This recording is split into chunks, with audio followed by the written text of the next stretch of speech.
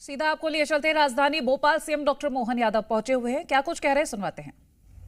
अभी हमारे लिए एक तरह से पूरी आउटलाइन बन गई है, जिसके सत्य के कारण से हम यहाँ बैठे हैं। सचिन सिन्हा जी ने विस्तार से इस प्रशिक्षण की अंदर की बारीकियां बताने का प्रयास किया। उसके भी स्लाइड के माध्यम से मैं गौर कर रहा था, आपने सबने भी देखा होगा। और उसी भी बात को विस्तारित रूप से राजा बाबू सिंह और अपने संजय जी ने किया। मैं सबका तालमेल बनाने का प्रयास कर रहा था कि ये प्रशिक्षण आपका प्रारंभ हो रहा है, शिक्षण आपका हुआ ही है। तो ये शिक्षण प्रशिक्षण से हम अपनी स्कूली जीवन से शुरू करते हैं तो ध्यान में आता कि ये पढ़ाई परीक्षा पढ़ाई वहाँ हमारे लिए वो खत्म हुई और ये दूसरी पढ़ाई चालू हो गई। तो ये पढ़ाई और पढ़ाई के बाद का शिक्षण के बाद प्रशिक्षण, और इस प्रशिक्षण के भी दो हिस्से कर दिए, 25 यहाँ और 1 साल फिर मैदान, तो फिर परीक्षा सिर्फ तैयार। तो ये परीक्षा की जो अपनी परेशानी है, शिक्षण प्रशिक्षण की जो अपनी महत्ता है, इस शिक्षण प्रशिक्षण की महत्ता फिर हमको सिखा क्या रही। हमारे लिए अपने इस पिंड का महत्व क्या है, हम ये कब इस झंझट से बाहर आएंगे। और अभी तो ये यहीं की बात कर रहे हैं। आप में से अब कई सारे लोग अपने कोई वैवाहिक जीवन में चला गया होगा, कोई जाने वाला होगा, उसकी अपनी माँ घर के अंदर अलग से परीक्षाएं चालू होगी। हमारे अपने परिवार के अंदर व्यवहार के अलग परीक्षाएं चालू होगी। आप बड़ी पोस्ट पर बैठ गए तो कई सारे आपके मित्र वर्ग की उनकी अलग आपसे अपेक्षा चालू होगी। इन सब तालमेल में जिंदगी का पता ही नहीं चलता कि कहाँ से आए, कहाँ पहुंचे और आखिर करा क्या हमने। लेकिन इसी से इसके आगे कोई समाधान भी नहीं। इसको अगर मिशन कर्मयोगी के माध्यम से माननीय प्रधानमंत्री जी ने एक बड़ा आयोग बनाया और इस पे काम भी कर रहे हैं। और इस पे क्या काम कर रहे हैं, आप करो तो करो, नहीं करो तो मत करो, आखिर ये करना तो है ही। इससे बाहर कौन आएगा। बड़ा मजेदार, कई प्रकार से इसको समझने समझाने का प्रयास करें, जैसे आपको ध्यान में आएगा कि हम आखिर है क्या, हम क्या करने आए हैं। हमारा करने कराने का ये जो सिलसिला ईश्वर ने जो दिया तो वो किस प्रकार से दिया।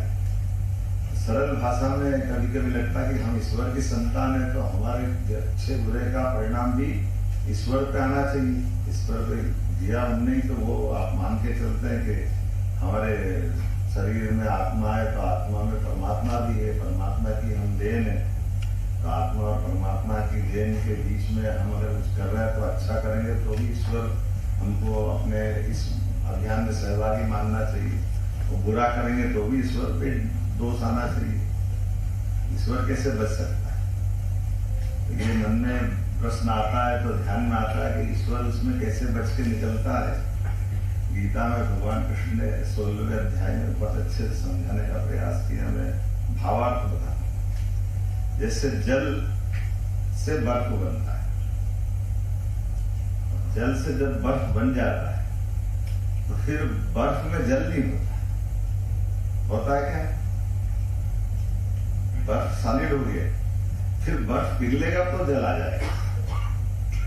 जल से बर्फ बना और बर्फ से फिर जल बना, लेकिन बना हुआ बर्फ आपको बर्फ के रूप में ही रहेगा। उसके अपने सारे गुणधर्म जो दिखाई देंगे, ये उसी प्रकार से काम कर। तो ये हमारे लिए इसी प्रकार से ये अपने अंदर ईश्वर ने मौका जरूर दिया है, लेकिन आखिर कर उस सारी बातों के लिए जवाबदार आप ही हो। आपको इससे मुक्ति नहीं मिल सकती। ईश्वर उसमें केवल आपको जल से बर्फ बनाने की प्रोसेस में जल से बर्फ बनने का अवसर दे रहा है, लेकिन उसके बाद वापस जल बनना है। तो एक तरह से जब आपका इस प्रशिक्षण की अवधि में जब अपने शिक्षण सारे पूरे हो गए, कोई एमए करा होगा, कोई जिस प्रकार से पीजी और यूजी करके आप आए, लेकिन ये जिंदगी का नया अध्याय लिख रहा है। अब आप बर्फ बनने की स्थिति में आ गए और इस बर्फ के आधार पर आप अपनी अपनी जिंदगी की इन सारी, जैसे मैंने पहले थोड़ा सा इसके बारे में बताने का प्रयास किया, उन सब में आपकी अपनी भूमिका होगी। अच्छे परिवार के सदस्य के नाते से भी आपकी अपेक्षा होगी, अच्छे कुशल अफसर के बारे में भी आपसे परीक्षा होगी। अच्छे प्रकार से आप अपने लिए सबसे पहले तो खुद से खुद को ही जानना जरूरी है। हम कभी कभी ये भूल ही जाते हैं कि हम क्या है, हमारे परिवार का संबंध कितना कितना चलेगा, कैसे कैसे चलेगा। और ये जो शासन के साथ जुड़ करके काम करने जाना, इसकी भी आयु है। इसकी आयु तो हमको मालूम रिटायरमेंट की आयु से जोड़ देंगे, लेकिन एक आयु और भी आपके सब रिश्ते नातों की भी बनती है।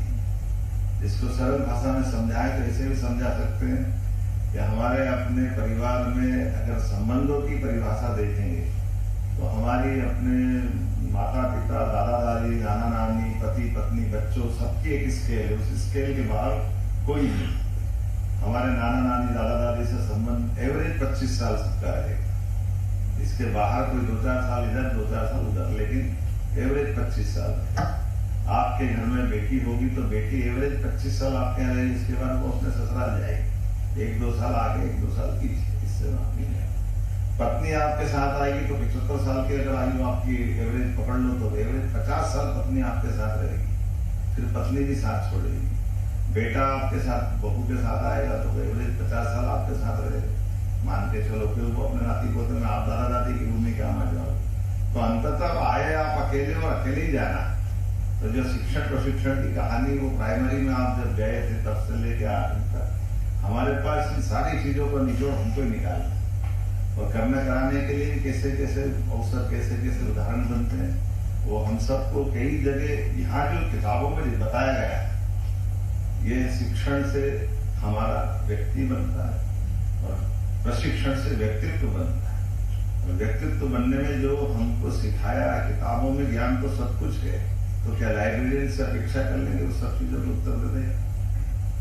हम में से जो भी किताबों को ही पढ़ने जाएगा तो किताब पढ़ने वाले तो होते, लेकिन किताबों को पढ़ने के बाद अपने मार्ग खोजना, अपने रास्ते खोजना। एक उदाहरण दे के बात खत्म करूंगा, लंबी तो नहीं करूंगा। AI प्रयोग को लेकर के एक अच्छा शिविर हुआ परसों हुआ, उसमें मैं गया था। तो आध्यात्मिक हमारे गायत्री परिवार के डॉक्टर प्रणय पंड्या जी है ना, प्रणय जी, वो है उनका, वो खुद डॉक्टर थे, PG डॉक्टर थे, मनोचिकित्सक थे। बाद में फिर वो अपनी उस आध्यात्मिक यात्रा के प्रमुख बन करके वो इस हाल में चल। अब उनने एक उदाहरण दिया, बड़ा अच्छा उदाहरण था। उदाहरण के माध्यम से समझाने का प्रयास किया कि 100 ऊँट थे और 100 ऊँट को पकड़ के रात को चरवाहे को उनको संभालना था, बांधना था। तो वो रस्सी बांधने लगा, रस्सी बांधते बांधते उनने 99 ऊँट बांधे और ऊँट बांधकर एक की रस्सी कम हो गई। अब उसने कहा इसको कैसे बांधे, तो वो मनोचिकित्सक थे, तो उन्होंने उदाहरण दिया कि ऊँट को खड़ा ऐसा कर दे जैसे रस्सी बन रही है, और वो नाटक पूरा ऐसा करा कि वो घुटे तक खोल दी और बन गया। और उनका ऐसा मानना था कि दूसरे दिन सब ऊँट खोल दी, और वो ऊँट हिला नहीं क्योंकि उसकी रस्सी नहीं खुली, वो अपनी जगह नहीं खड़ा था। उसको लगा कि ऊँट बंद ही है, और जब तक ये वापस उसने वो नाटक करा तो वो ऊँट चल दिया। अब ये वो बोल के चले गए। फिर मेरा नंबर आया, मैंने कहा ये, मैंने उस उदाहरण को अपनी तरह से बढ़ाया। मैंने कहा देखो साहब, ये आपकी अच्छी बात है, आप मनोचिकित्सक हो, मैं पॉलिटिशियन हूँ, मेरी मुश्किल दूसरी। अब मेरे सामने भी वो 100 ऊँट दिख गए और वो 100 ऊँट को मुझे बांधना है, तो 100वां ऊँट कैसे बांधूं? मैंने कहा आपने तो अपने ढंग से बांध दिया, मैंने अपने ढंग से बांध दिया, मैंने भी बगैर रस्सी के बांध दिया, पर मैंने वो सब नहीं किया जो आपने किया। हमने क्या किया, हमने कहा मैं तो उसको 3 तरह से बांध सकता। 3 तरह से कैसे बांध सकता?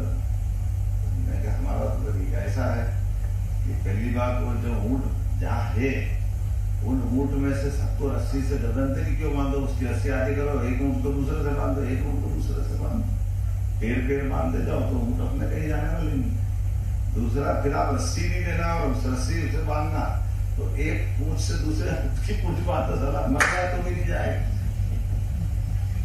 हमारे पास तो रस्सी तैयार नहीं, आप ये देखो ना जागा रहो।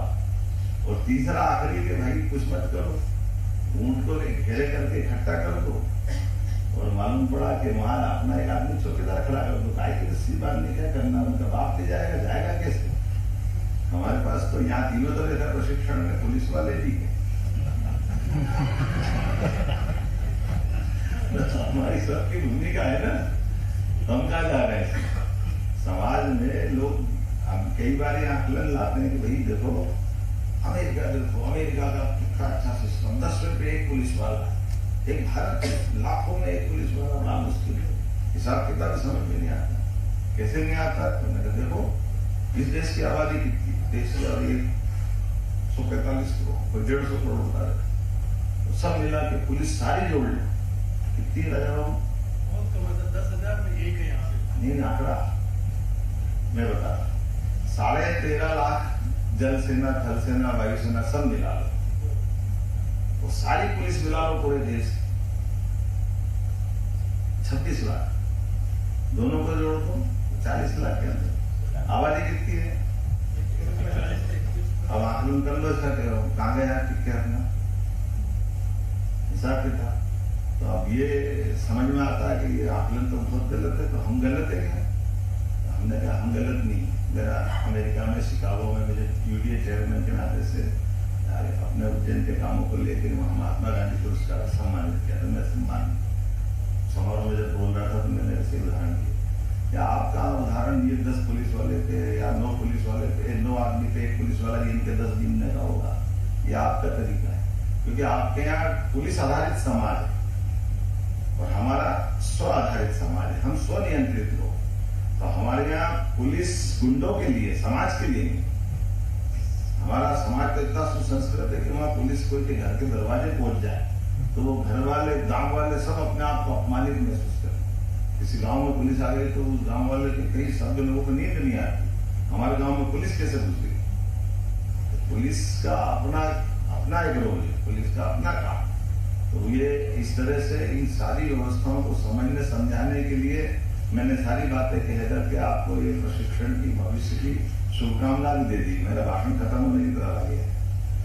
हमने सबने अपने आप को इस तरह से दक्षता से निभाना भी है कि हम हर एक की आकांक्षा के साथ उसके खड़े उतरे। हमारे लिए, अपने लिए भी सबसे पहले स्व से चालू करना। मैंने काम किया तो मुझे इस काम का संतोष है, मेरे को अपने को अंदर से कॉन्फिडेंस आना चाहिए। और जो दी हुई आउटलाइन के आजकल को बड़ा अच्छा क्या बोलते हैं आप, बॉक्स के बाहर सोचना, आउट ऑफ द बॉक्स है ना?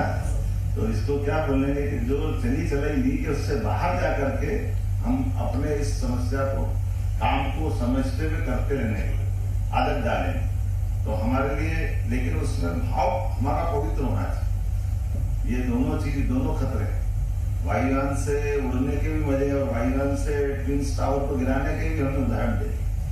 तो खतरे से खाली नहीं, मनुष्य का दिमाग ये बड़ा सब प्रकार का है, लेकिन ये जो अपने को पावर मिल रही है, इस पावर में हमारे साथ अपने को परिष्कृत करने का बहुत बड़ा अवसर है।